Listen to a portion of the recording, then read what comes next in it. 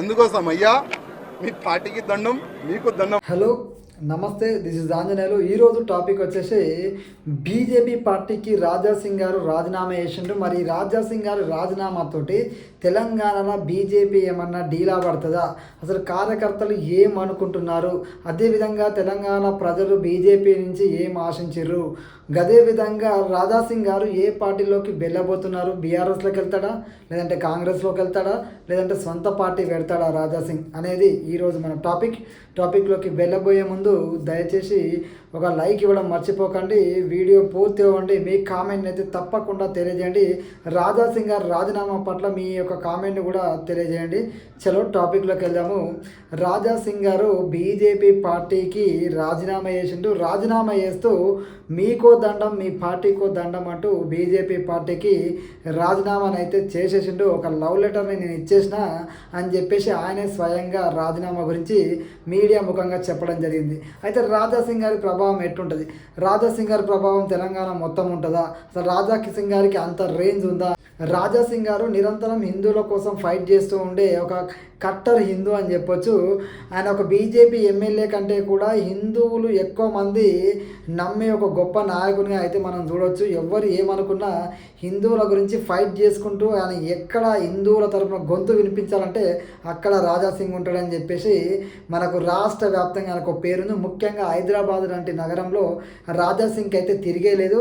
రాజా సింగ్ గారి కోసం, ఎందుకంటే మనం అందరం చూసినాం, హనుమాన్ జయంతి వచ్చినా ఇంకా ఏది వచ్చినా కూడా రాజా సింగ్ గారి ఇచ్చే శోభయాత్రకి ఆ వచ్చే జనాలే రాజా సింగ్ గారి బలానికి ఒక నిదర్శనం. అదేవిధంగా ఆయన గతంలో టీడీపీ నుంచి రాజకీయ రంగ ప్రవేశం చేసి బీజేపీ నుంచి ఎమ్మెల్యేగా గెలుస్తూనే ఉన్నాడు. అసలు ఇండిపెండెంట్గా పోటీ చేసినా కూడా తిరిగిలేని శక్తి ఏమైనా ఉంది అంటే అది రాజా సింగ్ గారికి ఉంది. గోషామహల్ అంటే రాజా సింగ్ అంటే గోషామహల్. హైదరాబాద్లో ఎక్కడి నుంచైనా పోటీ చేసి ఖచ్చితంగా గెలిచే సత్తా ఉన్న నాయకుడు రాజా సింగ్. అయితే ఒకప్పుడు హైదరాబాద్ వరకే ఆయన యొక్క శక్తి పరిమితమయ్యేది, కానీ ఇప్పుడు రాష్ట్ర వ్యాప్తంగా రాజా సింగ్ గారికి యూత్లో విపరీతమైన క్రేజ్ ఉంది. ముఖ్యంగా హిందుత్వాన్ని అనుసరించే యువతలో మాత్రం తిరుగులేని ఒక శక్తిలాగా రాజా సింగ్ గారికి అయితే పేరుంది. రాజా సింగ్ గారు బీజేపీకి రాజీనామా చేయడం అనేది ఖచ్చితంగా బీజేపీ మీద ప్రభావం అయితే పడుతుంది. ఎందుకంటే హిందుత్వ ఎజెండాగా పనిచేస్తాయని అనేక రకాల రూమర్స్ వస్తాయి బీజేపీ మీద. ఎట్లానే చెప్పండి, హిందువులే అత్యధికంగా బీజేపీకి సపోర్టు బలం ఏదైనా. అలాంటి బీజేపీకి రాజా సింగ్ లాంటి ఒక బలమైన హిందుత్వవాది దూరం అయితే ఖచ్చితంగా దాని ప్రభావం బీజేపీ మీద ఉంటుంది. కానీ ఒక బీజేపీ విషయానికి వస్తే దేశవ్యాప్తంగా అత్యంత పెద్ద పార్టీ, చాలా రాష్ట్రాలలో అధికారంలో ఉన్న పార్టీ, ఎంతోమంది కార్యకర్తలు నిస్వార్థంగా కోట్ల మంది కార్యకర్తలు ఉన్న పార్టీ.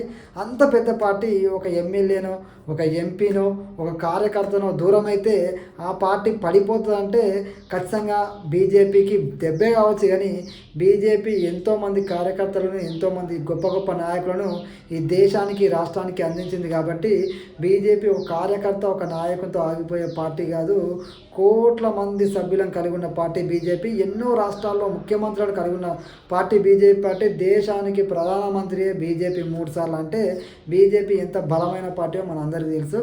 తెలంగాణ విషయానికి వస్తే కూడా 4 రోజులు చర్చ జరుగుతుంది, కానీ ఎంతైనా కొంత లోటు ఉంటుంది. కానీ ఆ లోటును పూడ్చడానికి ఏదో ఒక అవకాశం అయితే బీజేపీ దగ్గర ఉంటుంది.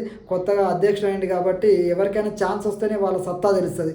అలాంటి సి రామచంద్రరావు లాంటి వాళ్ళు సౌమ్యంగా ఉండొచ్చు, కానీ వాళ్ళకు అవకాశం వచ్చింది కాబట్టి ఏ విధంగా రానున్న రోజులలో ఆయన తీసుకునే నిర్ణయాలు ఖచ్చితంగా బీజేపీ పార్టీ ఎదుగుదలకి, అదేవిధంగా తెలంగాణ రాష్ట్రంలో బీజేపీ అధికారంలోకి రావాలని కోరుకుంటారు. కాబట్టి ఆయన వేసే అడుగులను బట్టే మనం చెప్పొచ్చు, ఒక రోజులో చెప్పేది కాదు. ఎవరిని తక్కువ అంచనా మనం వేయలేము. రాజా సింగ్ అనే వ్యక్తి ఇంకా రాజీనామాను అయితే చేసింది, కానీ బీజేపీ పార్టీ అయితే ఆమోదించలేదు. ఖచ్చితంగా రాజా సింగ్ లాంటి వాళ్ళను బీజేపీ పార్టీ ఎప్పటికీ వదులుకోదు, తిరిగి తీసుకొచ్చే ప్రయత్నం దాదాపు చేస్తుంది. ఖచ్చితంగా ఆల్రెడీ ఒకసారి సస్పెండ్ చేశారు, మళ్ళీ కంటిన్యూ చేశారు. మన అందరూ తెలుసు. రాజా సింగ్ అనే వ్యక్తి బీజేపీ పార్టీ గురించి వివిధ రాష్ట్రాల్లో కూడా ప్రచారంలో పాల్గొంటూ చాలా రోజుల నుంచి బీజేపీకి ఒక మంచి సపోర్టర్గా ఉంటుంది. కాబట్టి బీజేపీ సిద్ధాంతాల పట్ల అవగాహన కలిగిన వ్యక్తి కాబట్టి, కరుడుగట్టిన హిందుత్వవాది కాబట్టి అంత ఈజీగా రాజా సింగ్ని అయితే బీజేపీ పార్టీ వదులుకుంటుందని నేనైతే అనుకోవట్లేదు. ఖచ్చితంగా ఆయనతో మాట్లాడి తిరిగి వెనక్కి తీసుకొస్తారు. ఆయన ఏ పార్టీలో జాయిన్ అవుతాడని చాలామంది రకరకాల ఊహాగానాలు ఉన్నాయి. ఆయన బీఆర్ఎస్ పార్టీ పోతాడు, ఆయన కాంగ్రెస్ పార్టీ పోతాడు అంటే అంటే ఆయన మాత్రం ఖచ్చితంగా చెప్తున్నా కదా, ఏ పార్టీకి పోయే ఆస్కారం అయితే లేదు. ఉంటే గింటే బీజేపీలో ఉంటాడు, లేదంటే ఒంటరిగానే ఉంటాడు, ఇండిపెండెంట్గా ఫైట్ చేస్తాడు, ఇండిపెండెంట్గా ఎన్నికల్లో పోటీ చేస్తాడు. అవసరమైతే హిందువుల కోసం మరో కొత్త పార్టీ పెట్టిన ఆశ్చర్యం లేదు. కానీ వేరే పార్టీకి అయితే రాజాసింగ్ పోతాడు అని నేను అనుకోవట్లేదు. మీ అభిప్రాయాన్ని కూడా కామెంట్లో తెలియజేయండి. మీ యొక్క ఈ వీడియో మీకు వీడియో నచ్చితే కనుక కామెంట్ చేయడం అయితే మర్చిపోకండి. జై హింద్.